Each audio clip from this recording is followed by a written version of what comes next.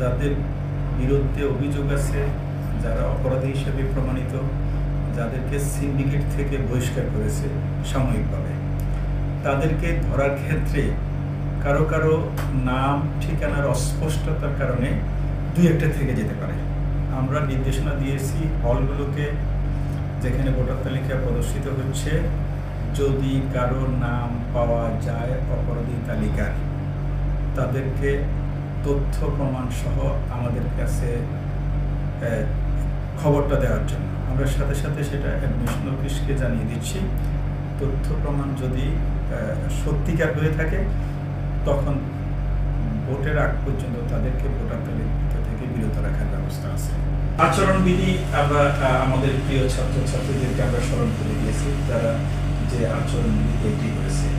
সর্বোচ্চ 5 জনের অধিক কোনো ক্যান্ডিডেট সাথে নিয়ে আসতে পারবে না। 5-এর নিচে তার বন্ধু বান্ধব নিয়ে এসে ফর্ম তুলতে পারবে, ফর্ম জমা দিতে পারবে। এতে কোনো ব্যত্যয় ঘটতেছে না। আমরা এই পর্যন্ত মেজর কোনো কনসার্ন পাই নাই, তবে 2-1টা হল থেকে 1-2জনের নাম আসছে। আমরা বলছি প্রমাণ সহ দিলে আমরা সেটা বাদ দেওয়ার ব্যবস্থা করব। আমরা এই জন্য আগাম নোটিশটা দিয়ে রাখছি, কারণ এই ঠিকানার কারণে চট করে সবাইকে ধরা যাচ্ছিল না। ধরেন নাম আছে, তার নিক নেম আছে, ফুল নেম নাই, হল নাই, তারপরে হচ্ছে রেজিস্ট্রেশন নাম্বার পাচ্ছি না, ফলে 2-1জন থাকতে পারে, এটাই স্বাভাবিক। কিন্তু আমরা যতটুকু সম্ভব এটাকে কারেক্ট করে নেব। যাদের বিরুদ্ধে অভিযোগ আছে, যারা অপরাধী হিসেবে প্রমাণিত, যাদেরকে সিন্ডিকেট থেকে বহিষ্কার করেছে সাময়িকভাবে, তাদেরকে ধরার ক্ষেত্রে কারো কারো নাম ঠিকানার অস্পষ্টতার কারণে 2-1টা থেকে যেতে পারে। আমরা নির্দেশনা দিয়েছি হলগুলোকে, যেখানে ভোটার তালিকা প্রদর্শিত হচ্ছে, যদি কারো নাম পাওয়া যায় অপরাধী তালিকার, তাদেরকে তথ্য প্রমাণ সহ আমাদের কাছে খবরটা দেওয়ার জন্য আমরা সাথে সাথে সেটা অ্যাডমিশন অফিসকে জানিয়ে দিচ্ছি। তথ্য প্রমাণ যদি সত্যিকার হয়ে থাকে, তখন ভোটের আগ পর্যন্ত তাদেরকে ভোটার তালিকা থেকে বিরত রাখার ব্যবস্থা আছে।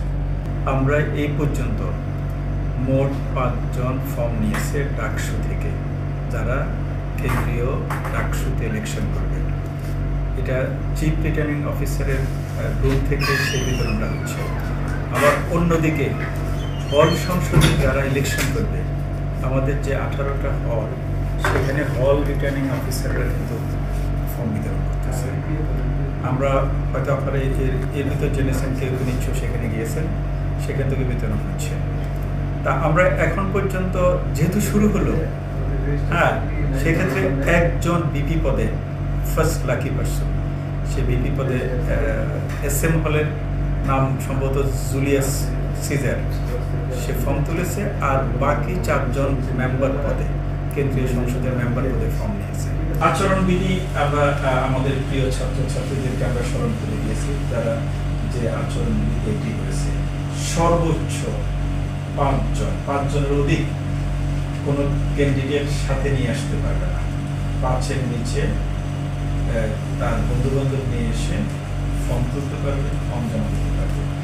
কোনো ধরনের মিসিং, কোনো ধরনের সাউন্ড এখানে করবে না। আমরা সব ছাত্রছাত্রীরা এগ্রি করছে।